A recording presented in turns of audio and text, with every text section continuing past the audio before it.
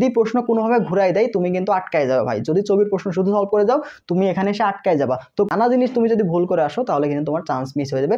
আসসালামু আলাইকুম এভরিওয়ান। তোমাদের যাদের স্বপ্ন চট্টগ্রাম বিশ্ববিদ্যালয় তাদের জন্য মূলত আজকের ভিডিওটা। তো তোমরা জানো বাংলাদেশের সর্ববৃহৎ বিশ্ববিদ্যালয় চট্টগ্রাম বিশ্ববিদ্যালয়, প্রাকৃতিক লীলাভূমির এক অপূর্ব একটা বিশ্ববিদ্যালয়। এখানে তুমি পাহাড় পর্বত সবকিছু পেয়ে যাচ্ছে এই চট্টগ্রাম ইউনিভার্সিটিতে। এবং আগের থেকে কিন্তু চট্টগ্রাম ইউনিভার্সিটির মান কিন্তু অনেক বেশি বাড়তেছে, প্রতিনিয়ত কিন্তু সংস্কার হচ্ছে। তো বাংলাদেশের একমাত্র ইউনিভার্সিটি যেখানে শুধুমাত্র শাটল ট্রেন আছে, অন্য কোনো ইউনিভার্সিটি কিন্তু শাটল নাই। তো অনেক আর কি ভ্যারাইটি তুমি এখানে পাবা চট্টগ্রাম ইউনিভার্সিটিতে। তো যাদের বাসা চট্টগ্রাম থেকে কাছে তারা মূলত চট্টগ্রাম ইউনিভার্সিটিকে অনেকে টার্গেট করে। এছাড়াও যারা সেকেন্ড টাইমার আছো তাদেরও কিন্তু অনেকে চট্টগ্রাম ইউনিভার্সিটি টার্গেট করো। তো এই বছর কিন্তু সেকেন্ড টাইমারদের মাত্র 3 মার্ক কাটা যাবে, যার ফলে তুমি কিন্তু চান্স পাওয়াটা তোমার জন্য ইজি হবে। তো ফার্স্ট টাইমার এবং সেকেন্ড টাইমার উভয়ের মাঝে কিন্তু একটা যথেষ্ট পরিমাণে একটা হাড্ডাহাড্ডি লড়াই হবে। তো তার মধ্যে টিকে থাকতে হলে তোমাকে কিন্তু অবশ্যই প্রিপারেশনটা হাই লেভেলে রাখতে হবে। এবং তোমার প্রিপারেশন যদি ভালো মতো গোছানো না থাকে তো এই 1 মাস চেষ্টা করো নিজে একটা গোছালো প্রিপারেশন নেওয়ার। কারণ তুমি আগে যা করছো শেষ মুহূর্তে এসে তুমি যদি একটা ভালো একটা কামব্যাক দিতে পারো তো তুমি কিন্তু চান্স পেয়ে যাবা। ঠিক আছে, চট্টগ্রাম ইউনিভার্সিটিতে তোমার কিন্তু চান্স পাওয়াটা সহজ, আবার ঠিক ততটাই কঠিন। তুমি এখানে সহজ প্রশ্ন আসবে, বাট তুমি সহজ প্রশ্ন কিন্তু ভুল করে আসবে বেশি। তো যারা যে সহজ প্রশ্নগুলো ভুল করে আসে তারা কিন্তু আলটিমেটলি ছবিতে চান্স মিস করে যায়। প্রিপারেশন ভালো থাকা সত্ত্বেও যারা যে মনে রাখতে পারে না, পর্যাপ্ত পরিমাণে প্র্যাকটিস তোমার যদি না থাকে, তুমি যদি শুধু পড়েই গেলা, তুমি প্র্যাকটিস করো না, নিজে যে কিছু প্র্যাকটিস করো নাই, প্রশ্ন খাতায় লিখে পড়ো নাই, তো এগুলো না করলে আলটিমেটলি তোমার কিন্তু পরীক্ষার হলে মনে পড়বে না। তো তোমার জানা জিনিস তুমি কিন্তু ভুল করে আসবা। আর এই জানা জিনিস তুমি যদি ভুল করে আসো তাহলে কিন্তু তোমার চান্স মিস হয়ে যাবে।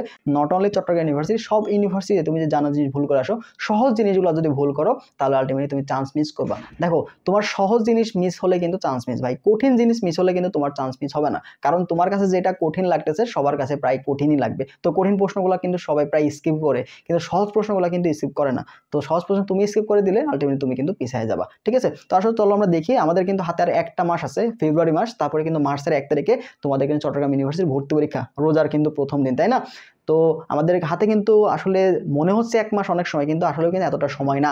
তুমি যখন প্রিপারেশন শুরু করবা দেখবা যে চোখের পলকের সময় চলে গেছে। তো এই 1 মাসটা কিভাবে গুছাই পড়বা, যেগুলো ফোকাস করবা সেগুলো আমি এই ভিডিওতে বলে দিব। তো অবশ্যই ভিডিওটা শেষ পর্যন্ত দেখবা, আশা করি তোমাদের জন্য উপকৃত হবা। এবং চ্যানেলটা অবশ্যই সাবস্ক্রাইব করে দিও। আমরা আগামীকাল কিন্তু চট্টগ্রামের রসায়ন কিন্তু অ্যানালাইসিস দিয়ে দিব, সবগুলো চ্যাপ্টারের দ্বিতীয় পত্রের, সেগুলো কিন্তু পেয়ে যাবো। অবশ্যই সাবস্ক্রাইব করতে ভুলবা না। দেখো, প্রথমে আসি। দেখো তোমরা কি করবা, প্রথমে তোমাদের যে মেইন কাজটা সেটা হচ্ছে অবশ্যই একটা প্রশ্ন ব্যাংক কালেক্ট করা। যারা এখনো প্রশ্ন ব্যাংক কিনো নাই তারা দ্রুত প্রশ্ন ব্যাংকটা কিনো। যারা এখনো প্রশ্ন ব্যাংক কিনো নাই তারা পানকড়িটা কিনবা। ঠিক আছে, যারা প্রশ্ন ব্যাংক এখনো কিনো নাই তারা পানকড়ি প্রশ্ন ব্যাংকটা কিনবা। আর যদি কিনে থাকো তাহলে আর নতুন করে কেনার দরকার নাই। আর যারা কিনো নাই তারা অবশ্যই পানকড়ি প্রশ্ন ব্যাংকটা দিবা। কেন বললাম, কারণ এই যে ব্যাখ্যা দেওয়া আছে, এই যে ব্যাখ্যা দেওয়া আছে না, এই পানকড়ির ব্যাখ্যাগুলো অনেক বেশি গুরুত্বপূর্ণ এবং চট্টগ্রাম বিশ্ববিদ্যালয়ে আসার মতো কিন্তু ইম্পর্টেন্ট ব্যাখ্যাগুলো দেওয়া আছে। তো তোমার এই বইটা কিনলেই আলটিমেটলি তোমার কিন্তু অন্য কোনো বই কিনতে হবে না। ওর ব্যাখ্যাগুলো পড়লেই, ইয়ার ওয়াইজ প্রশ্নগুলো ব্যাখ্যা সহ পড়লেই তোমার কিন্তু কভার হয়ে যাবে। এবং ছবিতে তুমি যদি ভালো করতে চাও তাহলে ছবিতে অবশ্যই তোমাকে ইয়ার ওয়াইজ প্রশ্নগুলাই সলভ করতে হবে। ঠিক আছে, তো ইয়ার ওয়াইজ প্রশ্নগুলো যদি সিকোয়েন্স মেনটেন করে সলভ করতে পারো তাহলে তোমার জন্য কিন্তু অনেক বেশি বেনিফিটেড হবে। ঠিক আছে, তো অবশ্যই একটা প্রশ্ন ব্যাংক কালেক্ট করে ফেলো যদি এখনো তোমার প্রশ্ন ব্যাংক না কিনা থাকে। দ্বিতীয় কাজটা হচ্ছে, তোমাকে দেখো তুমি ছবির প্রশ্ন সলভ করে গেলা, কিন্তু ছবিতে দেখো হুট করে যদি প্রশ্ন একটু ম্যাথমেটিক টার্ম দিয়ে দেয় তখন তুমি কি করবা। দেখো, এই বছর নতুন বছর আসলে কি আলটিমেটলি কি সবকিছু চেঞ্জ হচ্ছে, তাই না? টিচার প্যানেল চেঞ্জ হচ্ছে, কমিটিতে চেঞ্জ হচ্ছে, তো প্রশ্ন প্যাটার্নেও কিছু চেঞ্জ আসতে পারে, কিন্তু আগের তুলনায় রাখবে, আগের মতোই রাখবে। কিন্তু তবু তুমি একটু চেষ্টা করবা যে প্রশ্ন একটু ম্যাথমেটিক্যাল প্রশ্নগুলো সলভ করার। তার জন্য কি করবা, এই ভার্সিটি ক প্রশ্ন ব্যাংকটা তুমি সলভ করবা অবশ্যই টাইপ ওয়াইজ। ঠিক আছে, ভার্সিটি ক প্রশ্ন ব্যাংকটা অবশ্যই টাইপ ওয়াইজ সলভ করে যাবা। এটা যারা মনে করো তোমার মেইন টার্গেট যদি ছবি হয়ে যায়, ছবি যদি কোনোভাবে হাতছাড়া না করতে চাও তাহলে তোমাকে অবশ্যই ছবির প্রশ্ন ব্যাংকের পাশাপাশি ভার্সিটি ক প্রশ্ন ব্যাংকটা মাস্ট সলভ করতে হবে, মাস্ট। এটা আমি বলে রাখছি, মাস্ট। যদি প্রশ্ন কোনোভাবে ঘুরাই দেয় তুমি কিন্তু আটকায় যাবে ভাই। যদি ছবির প্রশ্ন শুধু সলভ করে যাও তুমি এখানে এসে আটকায় যাবা। তো প্রশ্ন যেমনই হোক, প্রশ্ন যদি কোনোভাবে চেঞ্জও হয়ে যায় বা কিছু যদি ম্যাথমেটিক্যাল টার্ম দিয়েও দেয়, তাও তুমি যেন পিছপা না হও বা তোমার যদি চান্স যেন মিস না হয়, তার জন্য তোমাকে অবশ্যই ভার্সিটি অপারেশনটা ব্যাকআপ হিসেবে অবশ্যই সলভ করতে হবে। ঠিক আছে, তো যেহেতু সময় আছে তো তুমি চাইলেই কিন্তু সলভ করতে পারবা। কিছু না হলেও তুমি কি কেমিস্ট্রি এবং ফিজিক্স এটা সলভ করবা। যারা ম্যাথ দাগাবা তাদের জন্য তো এটা মাস্ট, যারা ম্যাথ দাগাবা তাদের জন্য varsity operation type wise solve করলেই হয়ে যাবে। ঠিক আছে, তো দ্বিতীয়ত আসো বাংলা প্রথম, এবং তোমার ইংলিশ নিয়ে তোমরা একটু প্যারা আসো, কারণ বাংলা থেকে 3টা এমসিকিউ সঠিক হইতে হবে। দেখো, এটা নিয়ে কনফিউজ না। তো বাংলাতে তোমার 3টা কারেক্ট হইতে হবে। ঠিক আছে, 3টা কারেক্ট হলেই হইবে, বাকি সবগুলো ভুল হলেও সমস্যা নেই। তোমার 3টা কারেক্ট হলেই তুমি পাস। এবং ইংরেজিতে তোমার কি 4টা কারেক্ট হইতে হবে। ঠিক আছে, ইংরেজিতে 4টা যদি কারেক্ট হয় তাহলেই তুমি পাস। এমন না যে তোমার হচ্ছে পরে যে নেগেটিভে কাটে নেবে, এরকম কিছু না, ঠিক আছে? তোমার জাস্ট সঠিক হইতে হবে, 4টা সঠিক হইতে হবে এবং বাংলাতে 3টা সঠিক হইতে হবে, ঠিক আছে? আর নেগেটিভ মার্ক ওভারঅলের উপর হিসাব করা হবে। তো বাংলা প্রথম পত্র থেকে প্রশ্ন আসে বেশি, বাংলা প্রথম পত্র থেকে প্রশ্ন আসে বেশি চট্টগ্রাম ইউনিভার্সিটিতে। তার মধ্যে তোমার যে লেখক পরিচিতি, তার লেখা বই, তারপর হচ্ছে কাব্যগ্রন্থ কোন কাব্যগ্রন্থ থেকে নেওয়া হয়েছে, বা এই যে কবিতাটা প্রথম কোন পত্রিকায় প্রকাশ হয়েছে, এই টাইপের প্রশ্ন কিন্তু বেশি আসে। তো তোমরা যদি প্রশ্ন ব্যাংকটা একটু দেখো তাহলে দেখবা ওই টাইপের প্রশ্নগুলো ব্যাখ্যা সহ যথেষ্ট পরিমাণ দেওয়া আছে। একটা প্রশ্ন দেওয়া আছে, ওই প্রশ্ন হিসেবে কিন্তু যথেষ্ট ওই টপিক রিলেটেড ব্যাখ্যাগুলো দেওয়া আছে, এগুলো তোমার জন্য কিন্তু ইম্পর্টেন্ট। এছাড়াও কিন্তু আমরা যে আমাদের যে এক্সাম ব্যাচটা আছে, চবিক এক্সাম ব্যাচটা আছে, এখানে কিন্তু তোমাদের প্রত্যেকটা অধ্যায়ের টপিক অ্যানালাইসিস কিন্তু দেওয়া আছে, যেটা বিগত বছরগুলোতে প্রশ্ন যেই টপিকগুলো থেকে বেশি আসে। তো তোমরা অনেকে বুঝতে পারো না যে ভাই মূল বইটা আমি কিভাবে পড়বো। তো মূল বইতে তোমাকে কিন্তু অবশ্যই গুরুত্ব দিতে হবে। তো মূল বইতে তুমি A to Z পড়তে পারবা না, তাই না? A to Z কি পড়ার সময় আছে এখন? না। তো তোমাকে মূল বই থেকে এক্স্যাক্ট কোন টপিকগুলো দেখতে হবে, কোন টপিকগুলো বেশি গুরুত্বপূর্ণ, তার টপিক অ্যানালাইসিস কিন্তু আমাদের এক্সাম ব্যাচে দেওয়া আছে। এক্সাম ব্যাচের ফি কিন্তু খুবই কম, মাত্র 199 টাকা। তো এটাতে যুক্ত হয়ে তুমি চ্যাপ্টার ওয়াইজ এক্সাম পাচ্ছ, পেপার ফাইনাল এক্সাম পাবো, সাবজেক্ট ফাইনাল এক্সাম পাবা। এছাড়া ফাইনাল মডেল 10টা কিন্তু চবি স্ট্যান্ডার্ড ফাইনাল মডেল পাবো, যা হিউজ। তার পাশাপাশি তো সাজেশন পাচ্ছই, এবং চবির আগ দিক দিয়ে আমরা সাজেশন ক্লাসও নিব, যেটা তোমাদের জন্য কিন্তু ফ্রি থাকবে, ঠিক আছে? তো অবশ্যই দেরি না করে এক্সাম ব্যাচে ভর্তি হয়ে যাও। অলরেডি কিন্তু এক্সাম শুরু হয়ে গেছে, আমাদের 18 তারিখ থেকে এক্সাম শুরু হয়ে গেছে, 12টা এক্সাম হয়ে গেছে। তো যারা ভর্তি হবা তারা আগের এক্সামগুলো সবগুলাই পাবা, ঠিক আছে? তোমাদের হোয়াটসঅ্যাপে যোগাযোগ করো, এছাড়া ডেসক্রিপশন বক্স চেক করো, সেখানেও কিন্তু ডিটেলস দেওয়া আছে, ওখান থেকেও এনরোল করে ফেলতে পারবা। আচ্ছা, পরবর্তীতে আসো ইংলিশের ক্ষেত্রে।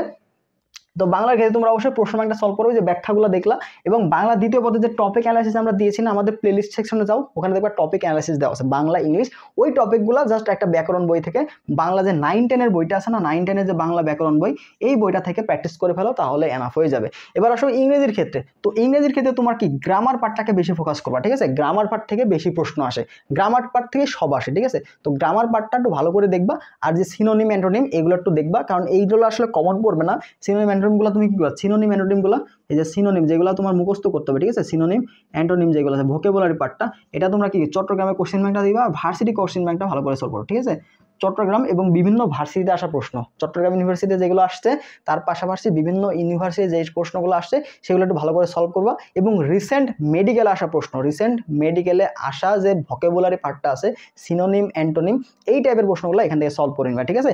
রিসেন্ট বিসিএসে আসা প্রশ্নগুলো সলভ করলে তুমি অ্যান্টোনিম সিনোনিম থেকে মোটামুটি কমন পাইতে পারো। আর গ্রামার পার্ট তো তুমি জাস্ট রুলসগুলো ভালো করে দেখবা, তাহলে কভার হয়ে যাবে, ঠিক আছে? তো বাংলা ইংলিশে কিন্তু 15 মার্ক আছে, 15 মার্কের মধ্যে তুমি যদি 10 তুলতে পারো, তাহলে এগুলো তুমি কিন্তু আগাই গেলা ভাই। তোমার কিন্তু মিনিমাম কিন্তু 100-র মধ্যে কিন্তু 65+ লাগবে চান্স পাইতে, ঠিক আছে? আর প্রশ্ন ইজি হলে কিন্তু আরো নাম্বার পাবে। গত বছর কাটমার্ক ছিল তোমার হচ্ছে 69, ঠিক আছে? 100-র মধ্যে 69 কিন্তু কাটমার্ক ছিল জিপিএ বাদে।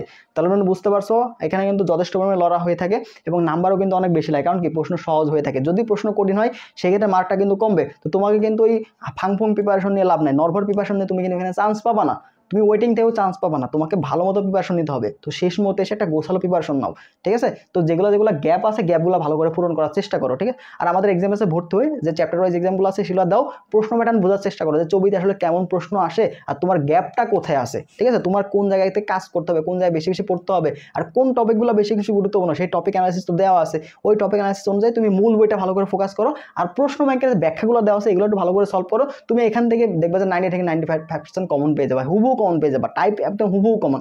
প্রশ্ন ছবিতে কিন্তু হুবহু কমন চলে আসে।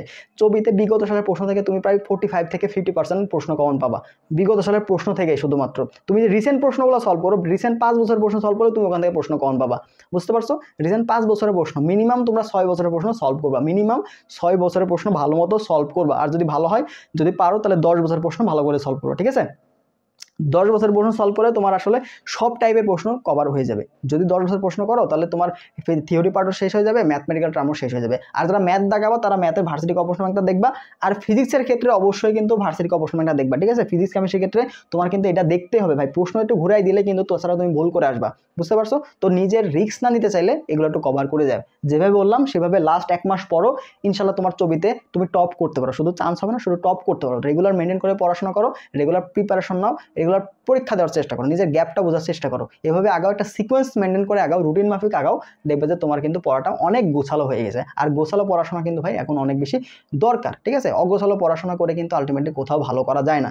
যদি ভালোভাবে চান্স পেতে চাও, যদি স্বপ্নের বিশ্ববিদ্যালয়ে একটা সিট নিশ্চিত করতে চাও, স্বপ্নের ক্যাম্পাসে ঘুরতে চাও, তাহলে অবশ্যই শেষ মুহূর্তে ইফেক্টিভভাবে পড়াশোনা করো, একটা গাইডলাইন মেনে করে পড়াশোনার চেষ্টা করো, ঠিক আছে?